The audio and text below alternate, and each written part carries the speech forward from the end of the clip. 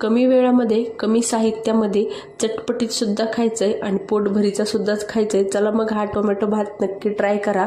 तर इथे जे आहे कपाने मेजरमेंट घेत आहे तर 1.5 कप जे आहे बासमती तांदूळ या ठिकाणी मी वापरत आहे।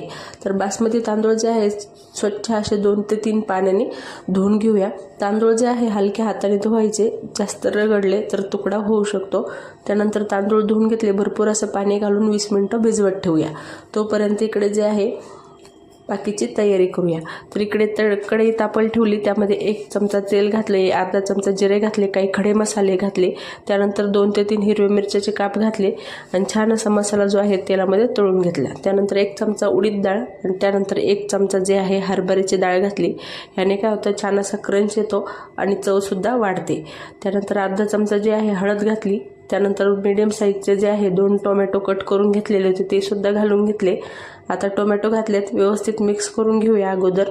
आणि टोमॅटो घातलेत म्हणजे मीठ तर घालायचंच, त्या अगोदर थोडेसे पुदिन्याचे पान सुद्धा घातले, चवीनुसार मीठ घातलं आणि टोमॅटो जो आहे छान पद्धतीने स्मॅश करून घेऊया। तोपर्यंत इकडे तांदूळ सुद्धा भिजले होते, तांदूळातले एक्स्ट्रा पाणी काढून घेतलं आणि ते जे शिल्लक तांदूळ होते ते घालून घेतले। परत एकदा सर्व मसाल्यामध्ये तांदूळ जे आहे कोट करून घेतले। हे बघा अशा पद्धतीने जो आहे तांदूळ व्यवस्थित कोट झालेला आहे। अर्धा चमचा गरम मसाला सुद्धा घातला, परत एकदा व्यवस्थित मिक्स करून घेऊया। आता या ठिकाणी जे आहे 1.5 कप तांदूळ होते तर आधी 1 कप पाणी घातलं, त्यानंतर हा 2रा कप, 3रा कप आणि हा 1 चौथा कप। तर 1.5 कप तांदूळाला मी 4 कप पाणी या ठिकाणी वापरलेलं आहे। त्यानंतर थोडीशी कोथिंबीर घालूया मस्त चवीला आणि झाकण देऊन 15 ते 20 मिनिटं छान मंद आचेवर शिजवून घेऊया। आणि हे बघा मस्त असा मोकळा आणि आपला टोमॅटो भात तयार झालेला आहे, पोटभरीचा सुद्धा आणि हलका फुलका सुद्धा आणि कमी वेळामध्ये तयार।